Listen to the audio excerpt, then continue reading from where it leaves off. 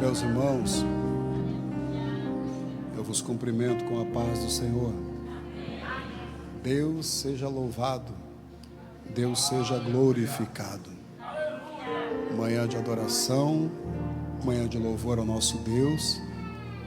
E como a presença de Deus é real nessa casa.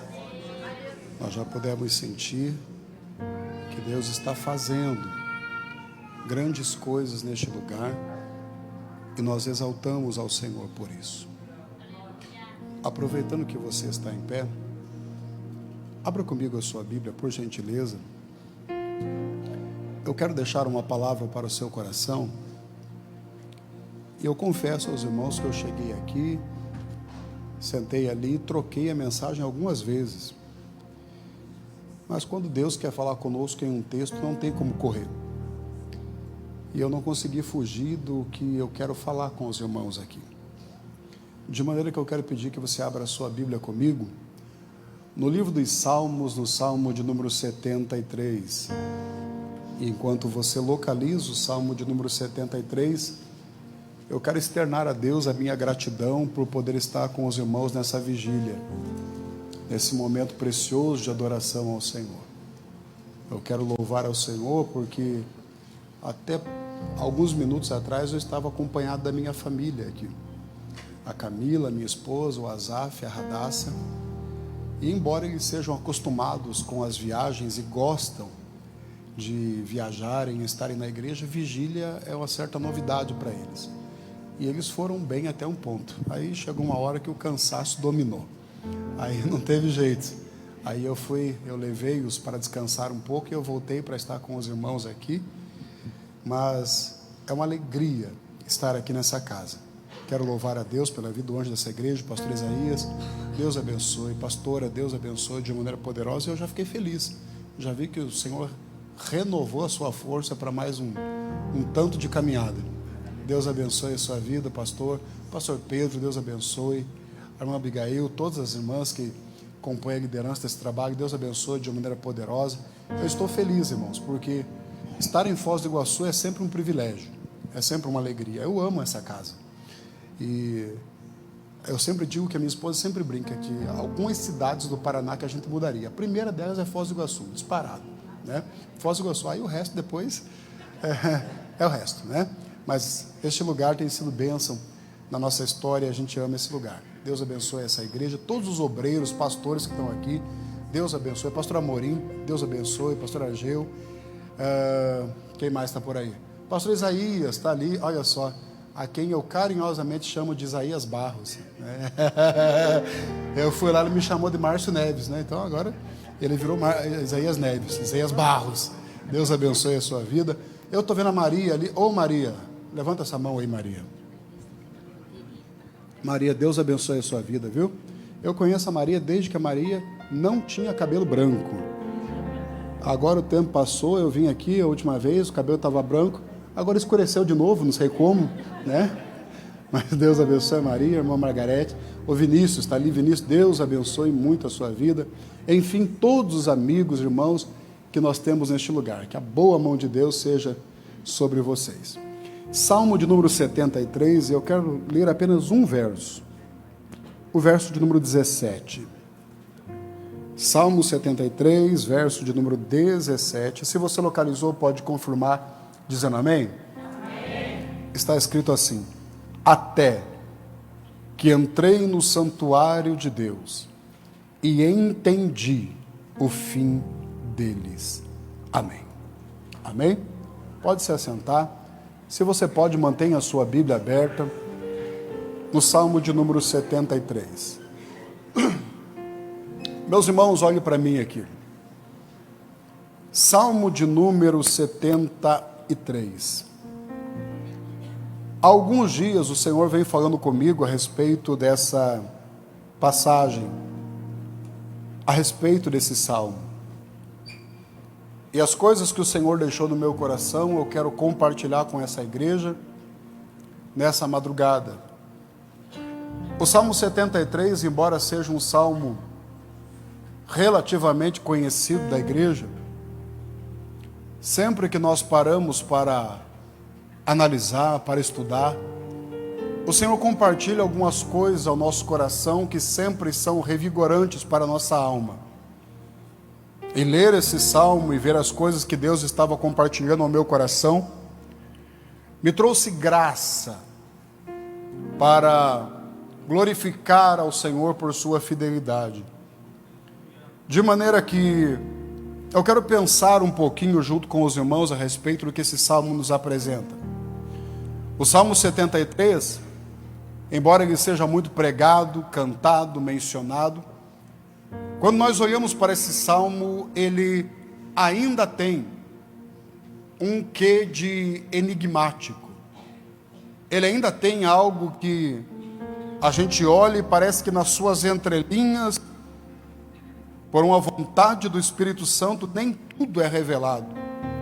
Mas são coisas que são compartilhadas ao coração daqueles que se dedicam a meditarem nessa passagem. Salmo 73 nos apresenta um personagem que está vivendo uma crise existencial. E eu não estaria errado se eu estivesse dizendo também que esse personagem vivia uma crise espiritual.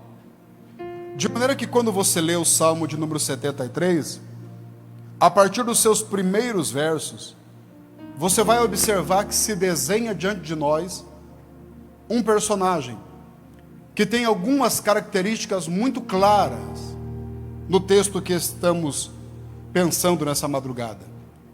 O Salmo de número 73, a partir do verso de número 2 e 3, começa a nos revelar algumas características que esse salmista está vivendo naquele momento preciso da sua vida. De maneira que, se você observar o Salmo 73, versos 2 e verso 3, você verá um personagem que está em um momento de sua vida, que está olhando para os ímpios, para aqueles que não professam a fé como ele professa, e está comparando o estilo de vida deles com o seu próprio estilo de vida.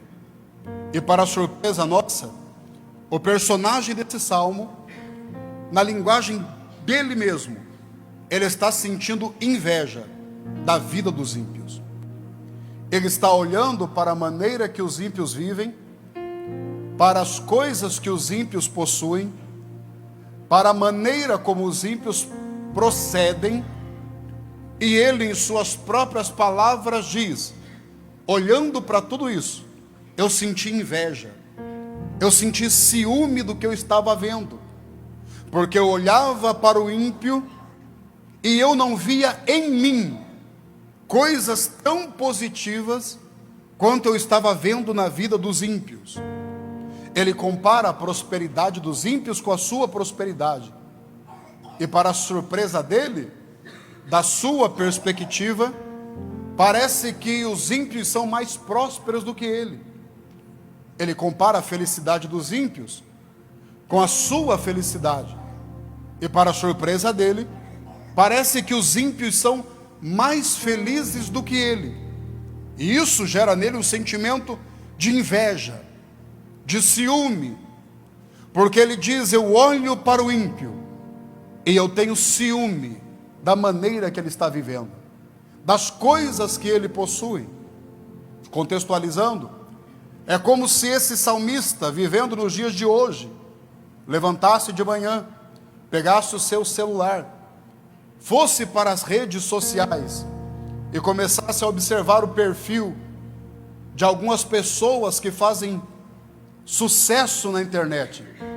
E quando ele abre o perfil dessas pessoas, ele observa que aquele homem que nunca pisou em uma igreja, que nunca leu uma Bíblia, que nunca se devotou a buscar a presença do Senhor, de repente aquele homem está postando em suas redes sociais férias nos melhores lugares do mundo, nos lugares mais paradisíacos. Ele olha e ele observa que aqueles que não têm a fé que ele tem, estão todos os dias postando em suas redes sociais e mostrando fotos em restaurantes caros, hotéis de luxo, carros importados, e ele está vendo tudo aquilo, e da perspectiva dele, a vida que eles levam é uma vida melhor do que a que ele está vivendo. Ele fica tão tomado pelo sentimento de ciúme, que ele chega a falar da aparência dos ímpios. E ele diz: o ímpio parece que é mais saudável do que eu. Parece que o seu corpo, na linguagem dele, é mais robusto do que o meu. Ele parece que tem tudo e eu não tenho nada. Ele está falando da aparência física, da beleza, da saúde que o ímpio tem. É aquele tipo de pessoa que você olha e está dedicada a uma vida de prostituição, de vícios, de balada. No entanto, você olha e parece que fisicamente não há defeito, tudo está bem na vida da pessoa. Você olha para aquela moça que vive uma vida de pecado e parece que ela já acorda maquiada, já acorda linda. Aquele homem que está em uma vida de total pecado, mas parece que já acorda de manhã como se tivesse dormido no formol. A pessoa não envelhece. A pessoa leva uma vida de impiedade, de iniquidade. No entanto, ele tem 60 anos e parece o meu irmão mais novo. O salmista está olhando para isso, e ele está vendo a vida dos ímpios, e está dizendo: eles vivem melhor do que eu, eles têm coisas melhores do que eu tenho, eles andam melhores vestidos do que eu ando vestido, eles têm mais saúde do que eu tenho. E o salmista está olhando, sentindo inveja, no verso 2 e 3.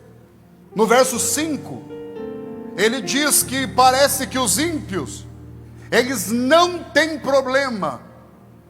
De maneira que, se o verso 2 e 3 mostra para nós um personagem que sente inveja dos ímpios, no verso 5 mostra um homem que está iludido, achando que o ímpio não tem problema. Ele diz: parece que eles não têm aperto nem na morte nem na vida, parece que eles não sofrem punição, parece que eles não são cobrados. O salmista está dizendo: parece que o ímpio tem uma vida onde tudo dá certo e não há cobranças, não há sobre ele nada que pese. Lê do engano do salmista, achar que aquela pessoa que está lá fora, só porque ele vive uma vida de ostentação, de aparência, ele não tem problema. Eu lembro, e os irmãos lembram, algum tempo atrás, na época da pandemia, um multimilionário faleceu, e a sua filha veio dar uma entrevista, e ela disse: nós temos milhares de dólares, no entanto meu pai morreu buscando algo que é de graça, o ar, e o ar não veio para ele. Porque é um ledo engano nós acharmos que aquela pessoa que vive lá fora, e que tem uma vida de aparente perfeição, que a rede social mostra felicidade todo dia, riqueza presente todo dia, festa todo dia, que essas pessoas lá de fora, eles não têm problema, eles não têm dificuldade. Ledo engano, porque por trás das câmeras, por trás das fotos, por trás da rede social, por trás do perfil que a pessoa tenta ostentar, se esconde um coração às vezes amargurado, se esconde um coração que está quebrantado. Por trás da maquiagem se esconde uma moça em depressão. Por trás daquele homem forte que dirige um carro importado e todos admiram, se esconde alguém que está com a síndrome do pânico. Se esconde alguém que quer pegar uma corda, colocar no pescoço e se matar. Por quê? Porque embora eles tenham tudo, ainda que eles aparentemente tenham tudo, nós sabemos, a vida deles é uma vida de ilusão. Por um simples fato: não existe vida verdadeira que seja vivida longe da presença de Deus. Não existe vida verdadeira longe da presença de Deus. O salmista está iludido, ele está dizendo: eles é que têm vida, eles é que são felizes, eles é que têm tudo. Mas bendito seja o Senhor pela percepção que já veio à nossa alma, de que a pessoa que está lá fora, por mais que ela ostente alguma coisa, ela não tem a vida que você tem, porque você tem vida verdadeira, que é a presença de Deus que habita na sua alma. Então as pessoas lá de fora, por mais que eles tenham aparência, por mais que eles ostentem alguma coisa, eles não têm felicidade verdadeira, eles não têm alegria verdadeira, porque a verdadeira alegria está na presença de Deus. Eu quero que você saia daqui conscientizado essa madrugada, de que esse lugar que você está é um lugar para você celebrar, porque muitos dariam tudo para ter o que você tem, e Deus te entregou de graça. Tem gente lá fora que tem milhares de dólares, mas ele não hesitaria para pegar tudo que tem e dizer: levem todos os meus bens materiais, mas tudo que eu quero é a felicidade que aquela mulher tem, é a alegria que aquele homem tem. E isso Deus não cobrou um centavo de mim e de você. Isso é motivo para a gente levantar a mão e para a gente glorificar aqui essa manhã, porque se tivesse que pagar por isso, talvez muitos de nós aqui não teríamos recurso. Mas Deus olhou para mim, Deus olhou para você e disse: de graça, receba da minha presença. Mas da perspectiva do salmista, ele está olhando, e no versículo 5, ele está iludido, como quem diz: eles não têm problema. E ele prossegue dilatando a sua alma. Verso 13, ele começa a questionar se a vida que ele tem vivido é uma vida que vale a pena. Porque no verso 2 e 3, ele inveja os ímpios. No 5, ele está iludido que o ímpio não tem problema. Então no verso 13, ele começa a questionar se a vida que eu tenho vivido vale a pena. Se guardar a minha vida em fidelidade do jeito que eu tenho guardado, realmente vale a pena. Ele está se questionando: será que vale a pena as madrugadas que eu passei na presença de Deus? Salmo 73 é o salmo de um homem que está questionando se valeu a pena abrir mão de tudo que abriu para servir a Deus como está servindo. E cá entre nós, irmãos, sendo bem sincero essa madrugada, quem de nós já não viveu um dia de Salmo 73? O que é o dia do Salmo 73? É aquele dia que eu olho e eu passo a me perguntar: será que está valendo realmente a pena? Será que realmente abrir mão da minha juventude para ficar dentro da igreja pregando, será que vale a pena? Salmo 73 é aquele dia que você se questiona: será que realmente está valendo a pena gastar minhas madrugadas em oração na igreja? E a gente olha em volta e a gente diz: tem gente que está dormindo, amanhã vai acordar, parece que está melhor do que eu. Tem gente que não ora do jeito que eu oro, está prosperando mais que eu. Tem gente que não lê metade do que eu leio, está pregando por aí mais que eu. E o Salmo 73 é aquele dia que você começa a avaliar: será que vale a pena pregar do jeito que eu estou pregando? Será que vale a pena orar do jeito que eu estou orando? Será que vale a pena pastorear do jeito que eu estou pastoreando? E a gente começa a comparar o que a gente está vivendo com o que outros estão vivendo. E muitas vezes há uma crise, porque a gente começa a se questionar, dizendo: peraí, criei os meus filhos debaixo de banco de igreja, hoje estou orando para voltarem para a casa do Senhor. A outra criou o filho na balada e o filho está lá pregando hoje. Dia do Salmo 73 é o dia que a gente se questiona, é o dia que a gente começa a entrar em crise para tentar entender o que às vezes a vida nos proporciona. Ele está questionando no verso 13. No verso de número 16, ele está com a mente conturbada. Então olhe para mim e escute isso. Verso 2 e 3, ele sente inveja do ímpio. Verso 5, ele está iludido porque ele acha que o ímpio não tem problema. Verso 13, ele está questionando a vida que ele leva. E no verso 16, ele está com a mente conturbada. A mente está pesada, agitada. É como se tivesse um peso em cima dele. E ele está dizendo: isso está me corroendo. Isso não me deixa ter tranquilidade. Isso não me deixa ter paz. Porque eu olho para o ímpio, eu olho para a vida deles, e parece que eles estão melhores do que eu. A mente deles está cansada. Aí quando nós olhamos para esse personagem, que está dessa maneira, a gente passa a se perguntar: quem é um homem que está vivendo assim? Quem é o homem que está agindo dessa maneira? Quem é o homem que está com essa mente tão cansada? E aí você vai se aprofundar no Salmo 73, e você lembra disso? É um salmo escrito por Asaf. É um salmo escrito por quem, irmãos? Asaf. E eu gosto desse nome, até porque o nome do meu filho é Asaf. Mas preste atenção, é um dos motivos, essa mensagem é um dos motivos pelo qual o meu filho se chama Asaf. Esse salmista Asaf não era qualquer um. Não é só um músico, não é só um cantor. Esse homem, ele teve algumas regalias, alguns privilégios ao longo de sua vida. Por exemplo, 1 Crônicas capítulo 6, versículo 39, diz que Asaf, ele fazia parte do grande coral de adoradores, levantado pelo rei Davi. Quem é Asaf? É alguém que faz parte de um coral de adoradores. E aí, palavra para nós essa manhã: adorar a Deus é um privilégio, sim ou não? Ser um adorador do Senhor é um privilégio, sim ou não? Então Asaf, ele tem um privilégio, o de ser um adorador. Ele é um cantor, irmão, e coisa boa é ser cantor. É aquele que tem o privilégio de abrir a boca e a sua canção toca o céu. Que coisa linda. Ele recebeu o dom, ele tem o privilégio de cantar ao Senhor. E mais, a Bíblia diz que as canções de Asaf são canções proféticas. Um cantor, um adorador.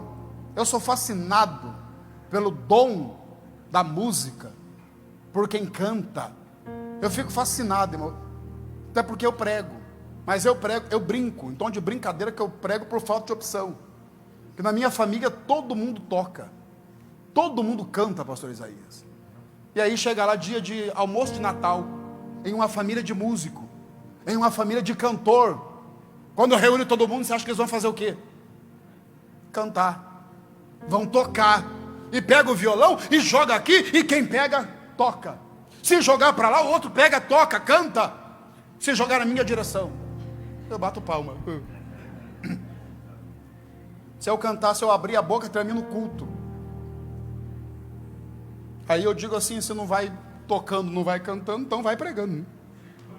Então alguma coisa eu vou fazer. Mas eu fico olhando para quem tem esse talento, e talvez por crescer com isso, mas não ter esse dom, eu fico fascinado em ver, que privilégio glorioso. Você que pode chegar aqui e pode ministrar à igreja adoração. E enquanto a gente está cantando aqui, é diferente do ímpio cantando lá fora, porque eles cantam, mexe com a emoção das pessoas e para por aí. Você não. Quando você está cantando, o céu dos céus está baixando sobre essa casa. Salmista Asaf, ele é um adorador, mas a Bíblia não para por aí nos privilégios. 1 Crônicas 25:1 diz que os filhos de Asaf são adoradores no templo do Senhor. Aí me ajude, por gentileza. Ter os filhos adorando a Deus no templo é um privilégio, sim ou não? Sim. Então vou te dar uma palavra. Se os seus filhos não estão aqui hoje, se prepare. Há uma unção de restauração vindo para a sua casa. Os filhos de Asaf estão no templo adorando o Senhor. E coisa boa é poder ver nossa família reunida, adorando a Deus no santuário. Eles estão ali adorando, é um privilégio. Só que segundo a Crônicas 29:30, a Bíblia diz que o Asaf, além de adorador, além de ter os filhos no santuário, ele também era um profeta. Ele era profeta na casa do Senhor. Ele era profeta para a nação. E aí vem uma pergunta simples para nós aqui essa manhã: como é que um homem dessa envergadura, que canta para adorar a Deus, que tem filhos no santuário, que é profeta de Deus, Eu disse profeta de Deus. Eu não disse enganador do povo. Eu não disse revelador de CPF. Eu não disse revelador de endereço. Eu disse profeta de Deus. Um profeta desse está vivendo a crise que o Salmo 73 apresenta. Como é que um homem desse chega ao ponto de dizer: a vida do ímpio é melhor do que a minha? Como é que um homem desse chega ao ponto de dizer: eu estou me questionando se vale a pena ser fiel a Deus, ou servir ao mundo do jeito que eles servem não é melhor do que a vida que eu tenho levado? Como é que a mente de um homem desse muda dessa maneira, irmãos? Como é que a mentalidade de um homem dessa envergadura é tão transformada? E pensando sobre isso, eu pude entender que 3 coisas mudam a mentalidade de uma pessoa a respeito de uma situação. 3 coisas mudam a mentalidade de uma pessoa a respeito de uma circunstância, a respeito de uma pessoa, a respeito de um objeto, a respeito de um ambiente. 3 coisas podem mudar a nossa mentalidade. Quais são elas? Primeira coisa que muda a mentalidade de alguém: o conhecimento. O que é que muda? O conhecimento. Por quê? Porque eu tenho uma consideração por algo, eu tenho um sentimento por algo, mas às vezes tem coisas que eu não sei, tem coisas que não me foram reveladas, tem parte da história que eu não estava sabendo. Então, quando aquilo me é revelado, a minha concepção sobre algo, sobre alguém, sobre uma circunstância, sobre um ambiente, ele pode ser transformado. Por quê? Porque antes tinha coisa que eu não sabia, mas agora, sabendo que eu sei, não dá para considerar aquilo da maneira que eu considerava antes. O que é que muda a minha mentalidade sobre algo? Primeiro, o conhecimento. É por isso que a Bíblia, ela incentiva tanto a mim e a você a buscar o conhecimento. Por quê? Porque se você não busca o conhecimento, você está refém daquilo que os outros querem que você saiba. E muitas vezes querem que você saiba somente uma parte da história, para que você seja mantido debaixo de um cabresto, debaixo de uma prisão, debaixo de um domínio. Mas Jesus gritou dizendo: conhecereis a verdade, e a verdade vos libertará. Porque o conhecimento liberta. Eu vou repetir isso: o conhecimento liberta. A ignorância aprisiona. A falta de interesse de conhecer mantém debaixo de um cabresto. Mas quando o conhecimento chega, ele coloca em liberdade aquele que estava aprisionado. O que é que muda a minha mente? Conhecimento. Que o conhecimento liberta. Eu estou relendo um livro que eu gosto muito, que você já deve ter lido, que é o Mito da Caverna, de Platão. Esse livro é fantástico. E esse livro, para quem não leu, ou para quem já esqueceu, relembre comigo, esse livro fala sobre um grupo de pessoas que nasceu e foi criado no fundo de uma caverna. E eles estão aprisionados de tal maneira que eles não conseguem olhar para o lado e nem para trás. Eles só olham para o fundo da caverna, só para a parede da caverna. Atrás deles tem uma fogueira, e passa um grupo de pessoas entre a fogueira e eles, de maneira que eles, olhando para o fundo da caverna, quando as pessoas passam, eles veem as sombras das pessoas projetadas no fundo da caverna. Só que como nasceram e cresceram apenas olhando para o fundo da caverna, sempre viram sombra, e na mente deles a sombra é a realidade. Só que um deles escapa, vai lá fora e vê que o mundo não é aquilo, o mundo é diferente. Aí ele volta e tenta libertar aqueles que estão no fundo da caverna. Ele diz para eles: o que você está vendo é sombra, não é realidade. Só que como convencer alguém que passou a vida inteira considerando sombra como realidade, de que aquilo não é a verdade? E há uma luta para tentar trazer o conhecimento para quem quer continuar sendo aprisionado. E uma das lutas que o livro apresenta é interessante, que é daqueles que olham para para a sombra e se tornaram especialistas em discernir sombra. Então eles não querem viver algo porque eles se consideram bom naquilo que eles estão vivendo até o momento. Escute, tem gente que nunca vai ser excelente porque se considera bom sendo miserável. Tem gente que nunca vai alcançar algo maior porque se limitou àquilo que tem até esse momento, ao lugar que chegou, aquilo que possui até esse momento. Mas eu preciso te dizer, se liberte dessa algema, porque Deus tem coisa maior e mais poderosa reservada para a sua história. O problema é que tem gente que está olhando para a sombra e está dizendo, sombra já está bom. E Deus está dizendo para você, eu não quero que você tenha apenas sombras, eu quero te mostrar coisas maiores e melhores do que você viu até hoje. Então essa madrugada Deus está nos desafiando. Desafiando a quê? A sair desse mundinho que talvez você se fechou e entender que o teu Deus é Deus de coisas maiores para a sua história. Não, tá bom do jeito que tá. Eu estou limitado, mas está bom. Eu estou vendo sombra, mas está bom. Eu estou aqui aprisionado, mas está bom. E Deus te trouxe aqui para dizer, essa madrugada é uma madrugada de expandir os seus horizontes. É uma madrugada de você enxergar o que você não enxergou. É uma madrugada de você viver o que não viveu. É uma madrugada de você buscar o que você não buscou, porque você está limitado, mas Deus está dizendo, eu sou o Deus de coisas maiores reservados para a sua história. Talvez seja uma boa oração para você fazer aqui essa madrugada. Senhor, me ajuda a sair daquilo que me limita para viver o que o Senhor tem para a minha história. É igual a passagem de Abraão que eu gosto. Ele está dentro da tenda e Deus diz, Abraão, vem para fora, olha para o céu. E ele sai de dentro da tenda, vem para fora, olha para o céu, e Deus diz, conta as estrelas. E ele começa a contar e vai contando. Conseguiu contar? Não. Então eu vou te dar uma promessa. Qual é a promessa? Assim como são as estrelas do céu, assim será a tua descendência. Dali para frente, você acha que tinha graça entrar na tenda de novo, irmão? Você acha que tinha graça ficar olhando para o teto da tenda?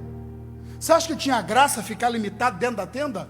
Não, o Abraão não queria ficar limitado dentro da tenda. Por quê? Porque ele já viu as estrelas. Tem gente brigando por tenda.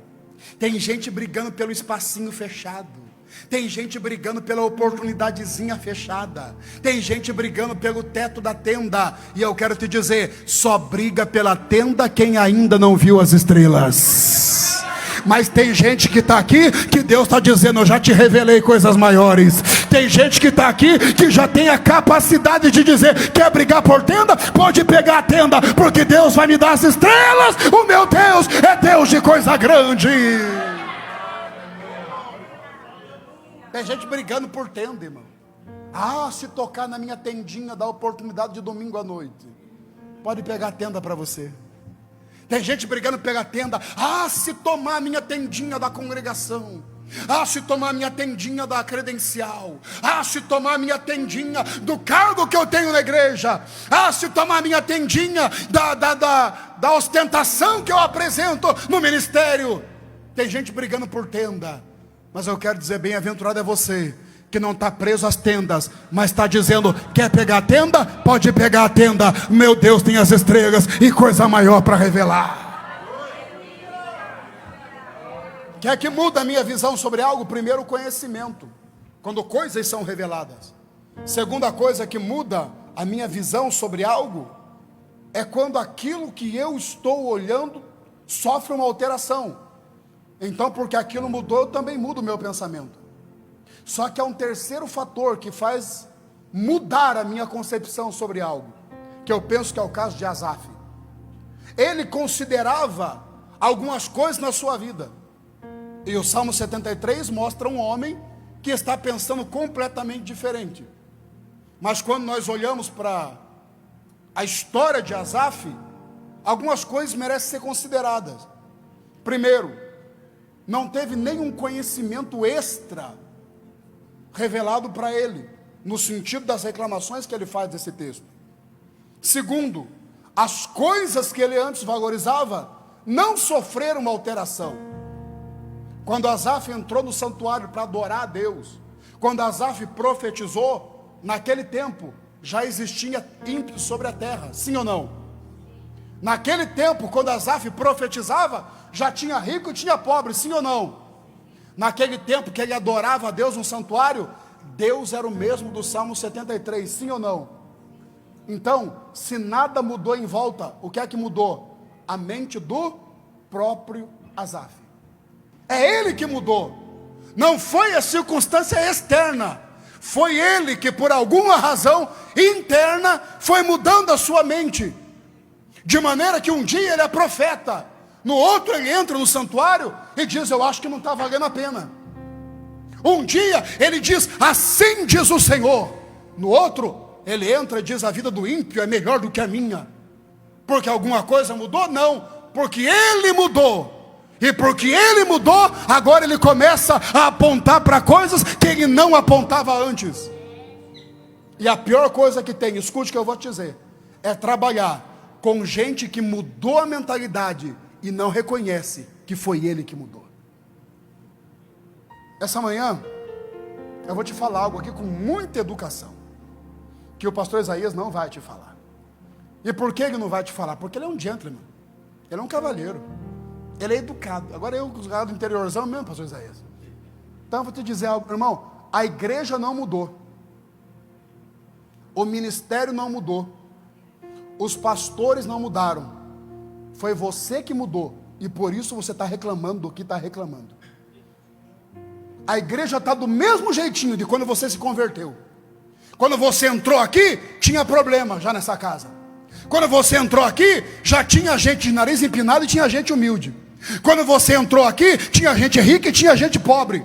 Só que lá atrás, quando você entrava aqui, você não olhava para outras coisas. Quando você entrava aqui, você vinha para adorar a Deus e nada mais te importava. Agora você está reclamando do que você está reclamando, não porque o ambiente tenha mudado, mas porque você mudou. Então pega essa palavra essa manhã. Ninguém tem nada a ver com o que você está reclamando, foi você que mudou. É a tua mente que mudou. É a tua maneira de ver as coisas que mudou. Não, eu estou sendo perseguido. Irmão, palavra da sabedoria da roça, você está ficando doido. Irmão, não tem ninguém te perseguindo. É a tua mente que está criando as coisas. Não, eu vou na igreja e está todo mundo contra mim. Tem quantos membros na igreja? 1000. Está todo mundo contra você, irmão? Sabe que está todo mundo te perseguindo? Sabe que você é essa última Coca-Cola do deserto mesmo? Sabe que você é essa última bolacha do pacote mesmo? Ou será que é a tua mentalidade que chega num ambiente como esse e você não adora como adorava, não cultua como cultuava, mas chega nessa casa e começa a olhar o problema para você sair daqui reclamando? Mas essa noite Deus te trouxe aqui para dizer: Asaf, é hora de voltar a ser quem era, é hora de voltar a adorar, é hora de voltar ao primeiro amor, é hora de voltar a cultuar como você já cultuou nessa casa. Foi o próprio Asaf que mudou.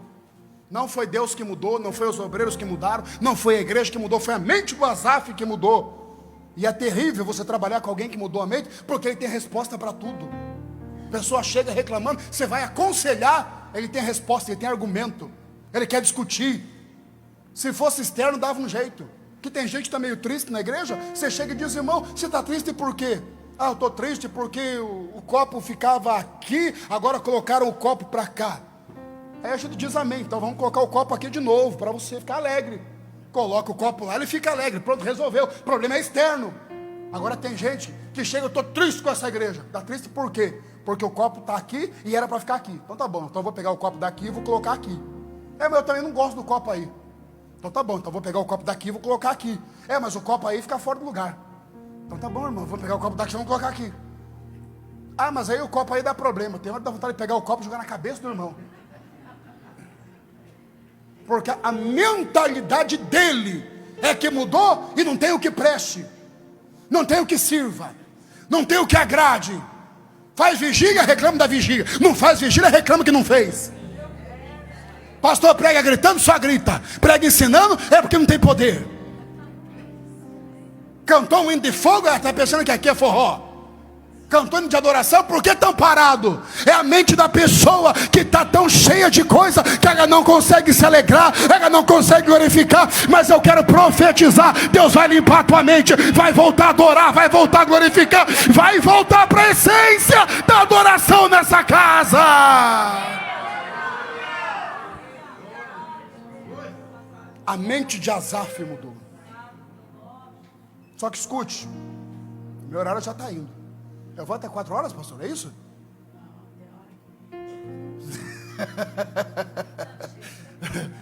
Tô quase acabando, vem cá.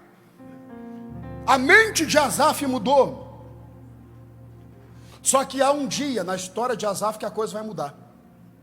Quando é que a história de Asaf vai mudar? A Bíblia diz: então entrei no santuário. Entrei onde? E agora preste atenção, o que aconteceu no santuário, porque eu vou te dar uma palavra: coisas acontecem no santuário. Não, eu vou repetir: coisas acontecem no santuário. Não, isso aqui é um tiro no peito dos desigrejados. Isso aqui é um tapa no rosto de quem ficou em casa dizendo: não preciso ir na vigília para adorar. Eles não sabem, mas tem coisas que acontecem no santuário. O salmista disse: eu fui para o santuário.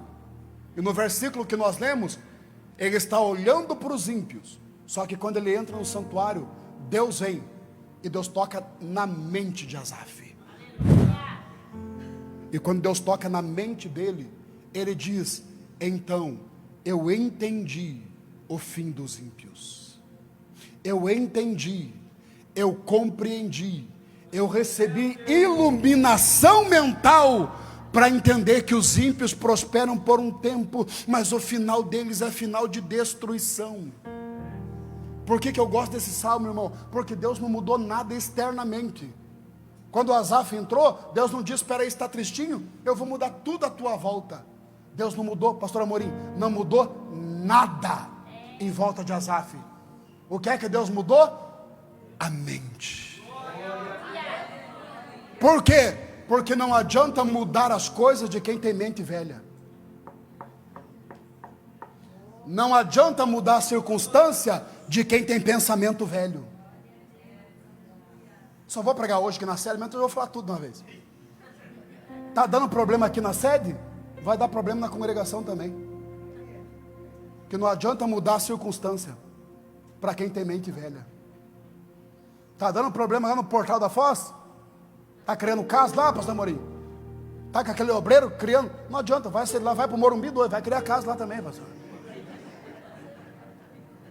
Vai lá no São Luís, vai criar casa lá.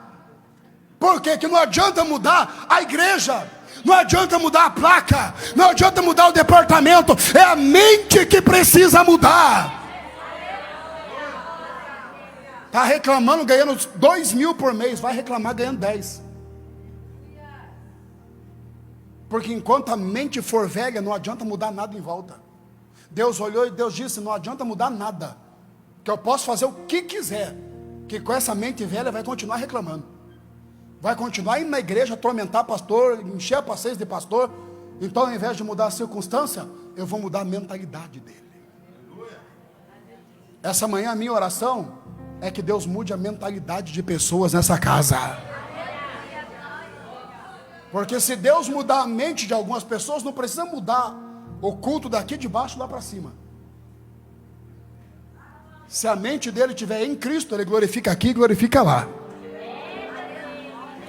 Se Deus mudar a mentalidade de algumas pessoas, não precisa transformar departamentos na igreja. É só você ser transformado que você vai olhar e vai dizer: Deus está fazendo milagre, Deus está fazendo coisa grande naquele lugar. Essa proposta de mudança na mentalidade de Asaf buscava fazer nele duas coisas. Quais são elas? Primeiro, quando Deus toca na mente de Asaf, a primeira coisa que Deus quer fazer é proteger a sua mente de pensamentos maus. É como se Deus dissesse: você entrou aqui, até hoje a sua mente estava cheia de coisas negativas, mas a partir de hoje eu estou tocando na tua mente, e nenhum pensamento maligno a partir de hoje prospera na sua mentalidade. Nossa, isso aqui é profético, irmão. Pega isso. A partir de hoje, Deus está dizendo: eu estou bloqueando a sua mente, e nenhum pensamento maligno prospera dentro dessa casa.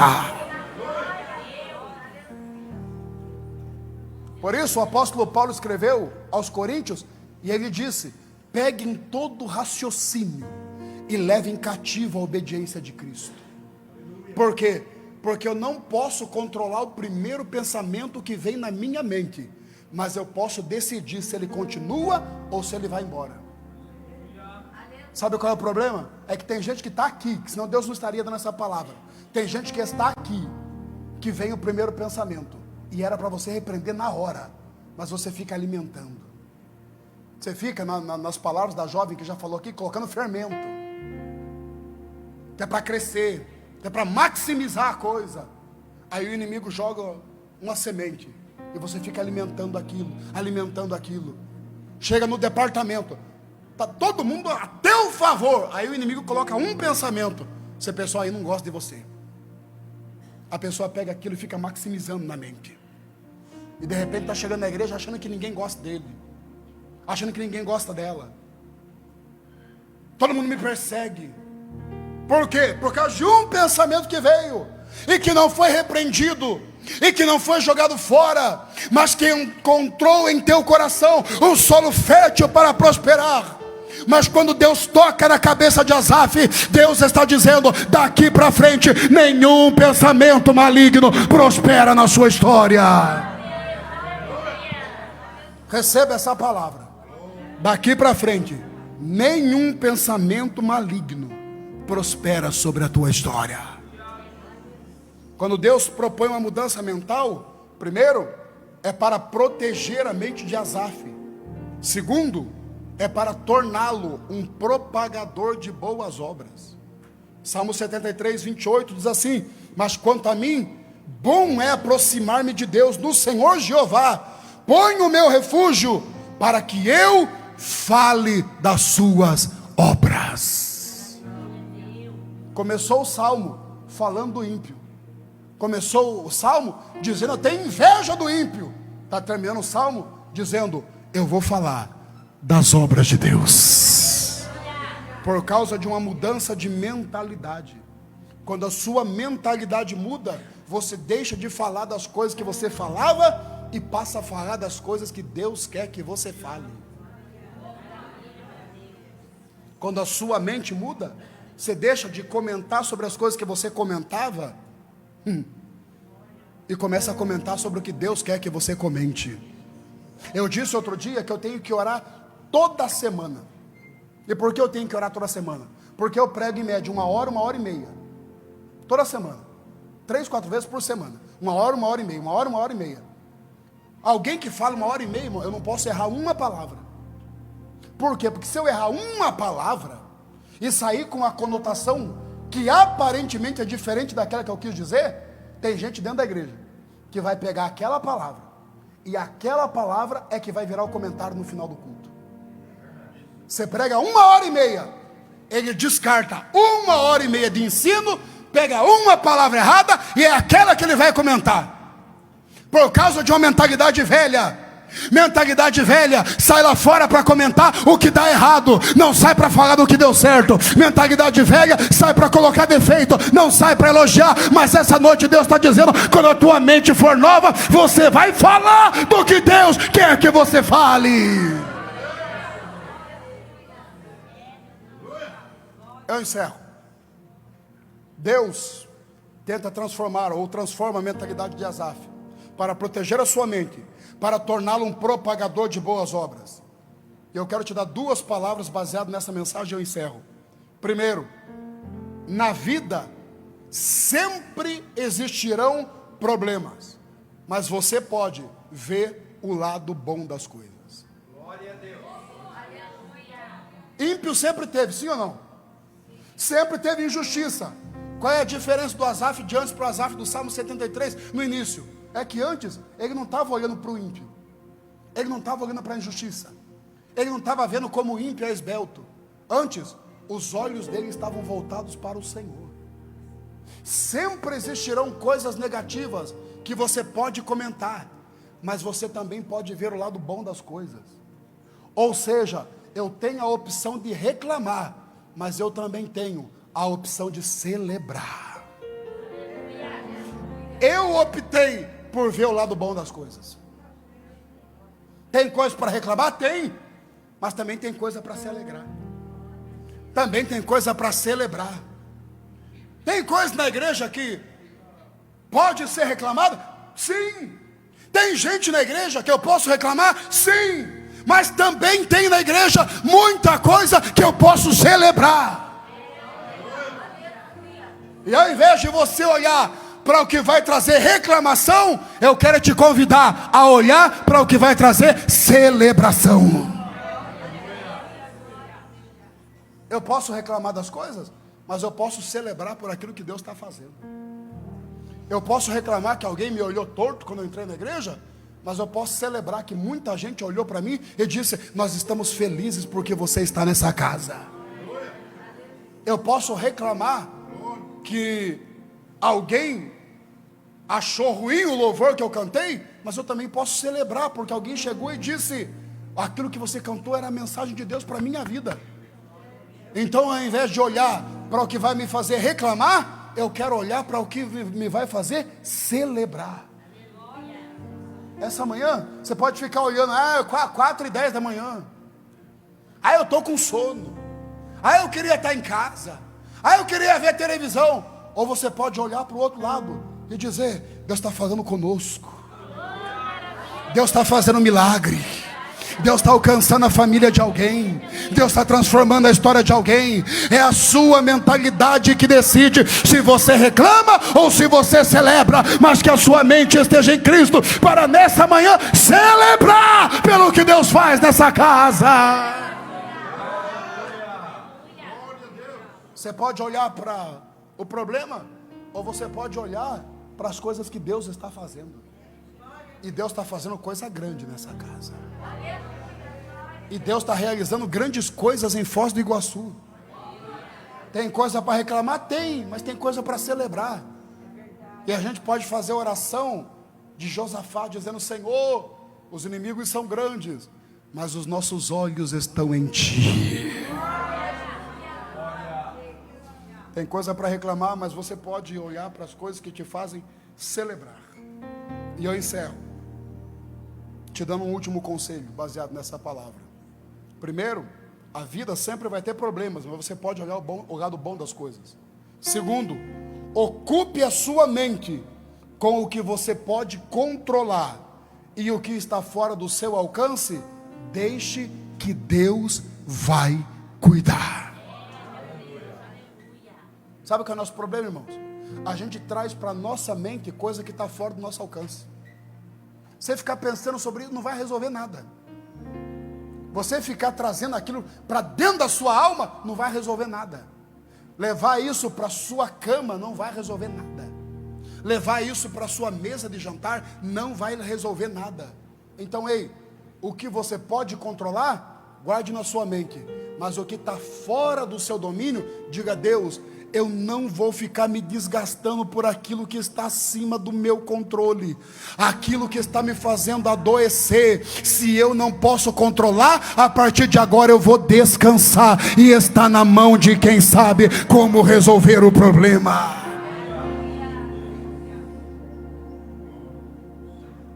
Nosso problema é que a gente começa a alimentar em nossa mente coisas que a gente não pode controlar. O salmista está pensando na injustiça, no estilo de vida do ímpio, no que o ímpio tem, no que o ímpio deixou de ter. Chega uma hora que ele diz: quer saber?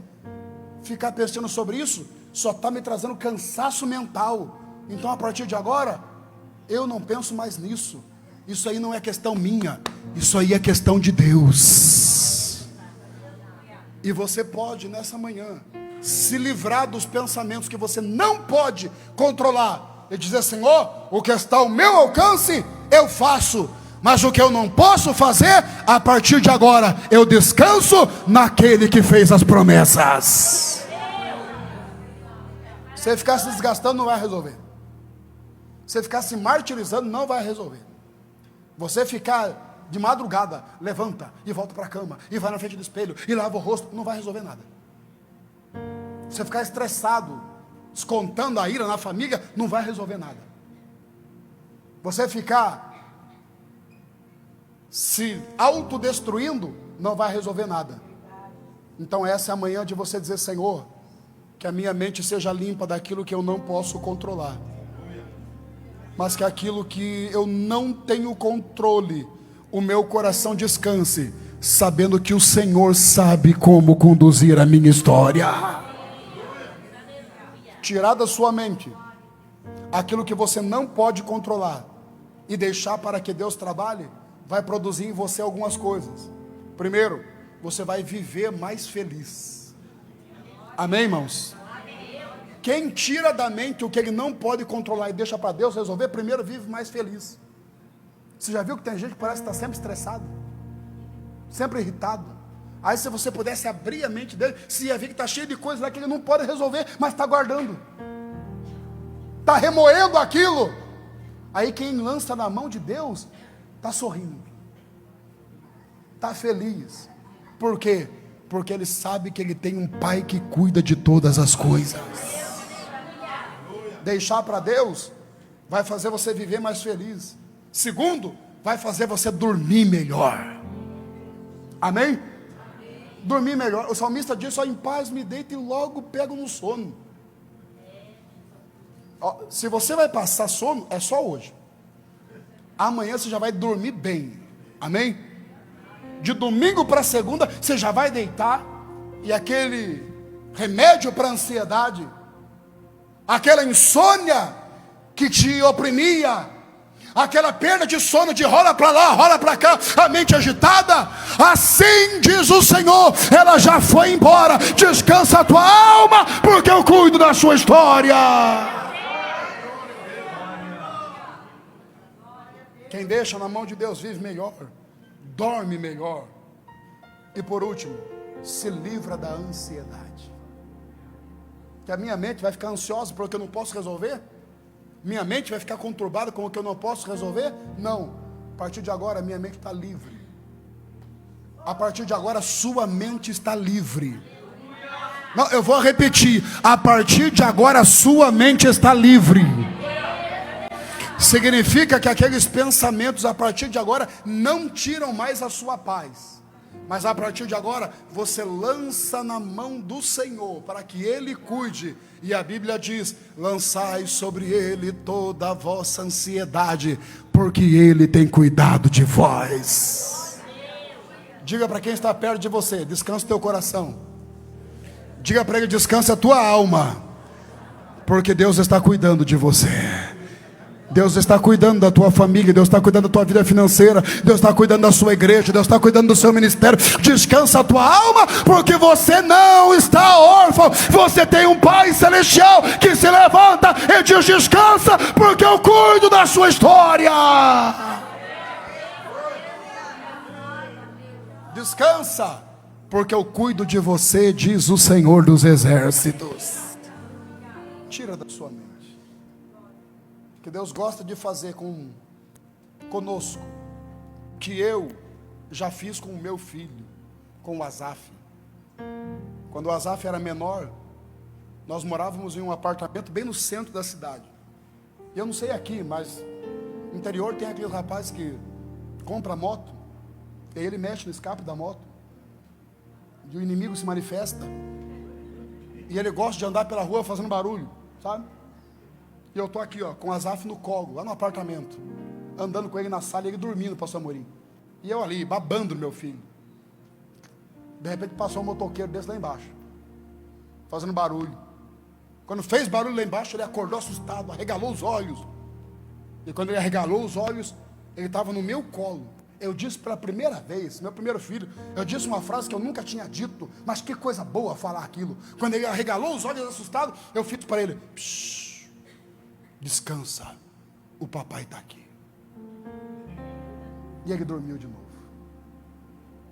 O que Deus me trouxe aqui essa manhã para dizer para alguém é: você está agitado por quê? Você está preocupado por quê? Você está se debatendo por quê?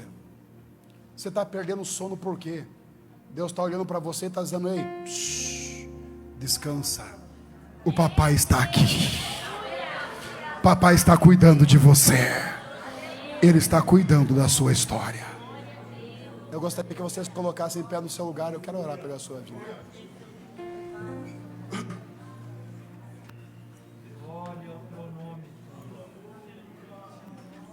Descansa porque o Pai cuida de você. Descansa porque o Pai está cuidando da sua família.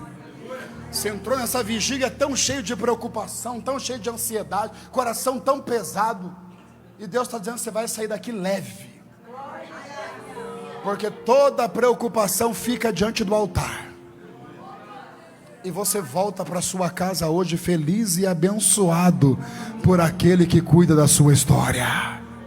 Vamos louvar o Senhor? Podemos louvar? Podemos? Já está preparando para louvar? Tá? Quem vai cantar? Quem vai cantar? Falaram 5 nomes aí, irmão. Maria, vem cá então, Maria. Maria, ex-cabelo branco. Vem cá, Maria. Maria é uma bênção de Deus, irmão. Vem cá. A Maria vai louvar o Senhor. Quem está feliz, está sentindo a presença de Deus aí? Que maravilha. Eu estou sentindo Deus aqui, irmão. Que clima gostoso. Já são 4h20 da manhã. Nesse pega aí, a gente vai até as 10 da manhã. Você. Não, a gente já está encerrando. Sei. Ouviu a voz de Deus essa manhã? Ouviu a voz de Deus falando com você? Então escute. Deus está dizendo para alguém aqui essa manhã: entrega na minha mão aquilo que você não pode resolver, porque eu sou aquele que cuida da sua história. Enquanto a Maria vai estar adorando o Senhor aqui, se você ouviu a voz de Deus essa manhã, eu quero orar junto com você. Eu quero orar por você e com você aqui essa manhã. Se você diz: pastor, eu precisava dessa palavra, Deus falou a minha alma, e eu quero guardar isso no meu coração.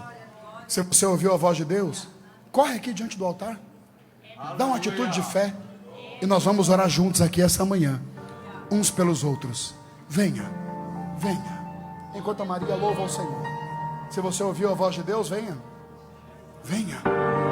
Vem deixar essa preocupação, vem deixar essa ansiedade, vem deixar esse medo, vem deixar essa angústia, vem deixar essa síndrome do pânico, não vai ter, vem deixar essa depressão, vem deixar tudo diante do altar, porque assim diz o Senhor: você volta para a tua casa com a mente renovada e sabendo que eu sou Deus que cuida da sua história. Não vai acabar assim. Vem. Eu sei que Deus tem mais pra chega bem próximo do altar, chega.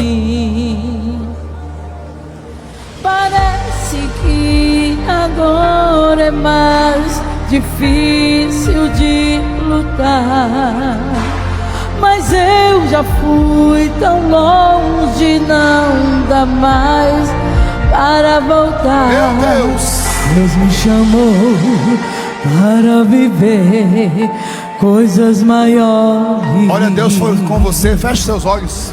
Deus me chamou.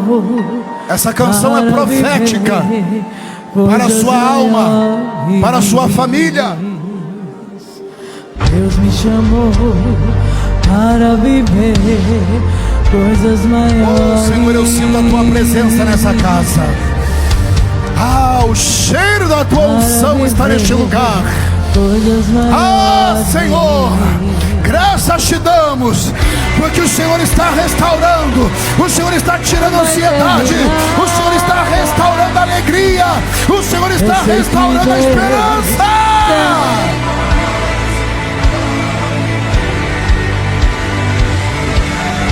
Choricalabara, choricalabara, choricalabara, choricalabara.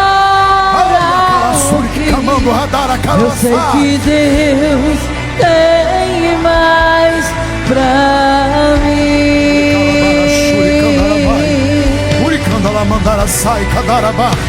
Se você é batizado com o Espírito Santo, pode orar em línguas. Se você é batizado com o Espírito Santo, pode dar liberdade para o Espírito de Deus. Se o Espírito de Deus te usa, dá liberdade para que Deus te use nessa casa.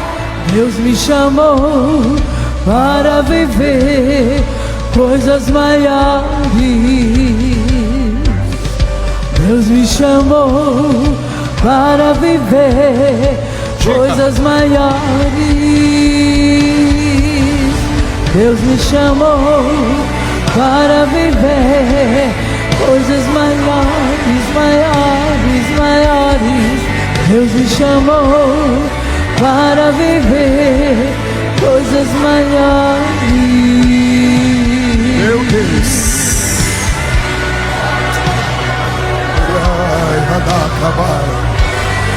Uri calabá, shuri candalabá, e calabá. Bem calabá, shuri candalabá, e calabá. Uri calabá, shuri clamalabá. Uri calabá, shuri candalabá. Ura calabá. Mandala calabá, shuri candalabá. Uri candalamandara, shuri clamalabá.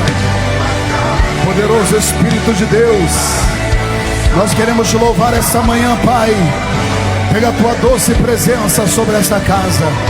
Eu quero te louvar, Senhor dos exércitos, porque o Senhor é o Deus que arranca a ansiedade, arranca o temor, arranca o medo.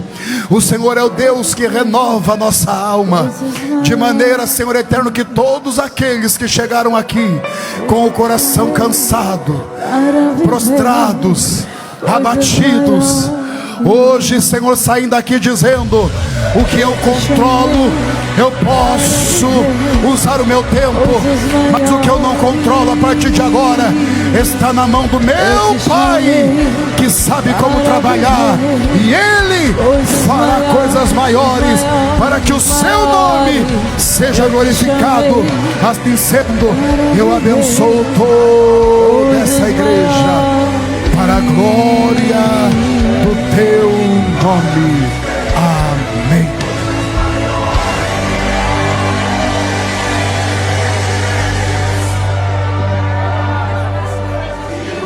Glória a Deus, aleluia. Deus nos chamou para viver coisas maiores. Glória a Deus, estamos agradecidos ao Senhor por tudo que vivemos nesta noite. O Senhor falou conosco de uma maneira toda especial, através dos louvores, através da sua palavra. Estamos saindo daqui agradecidos a Deus. Nós queremos agradecer os pastores,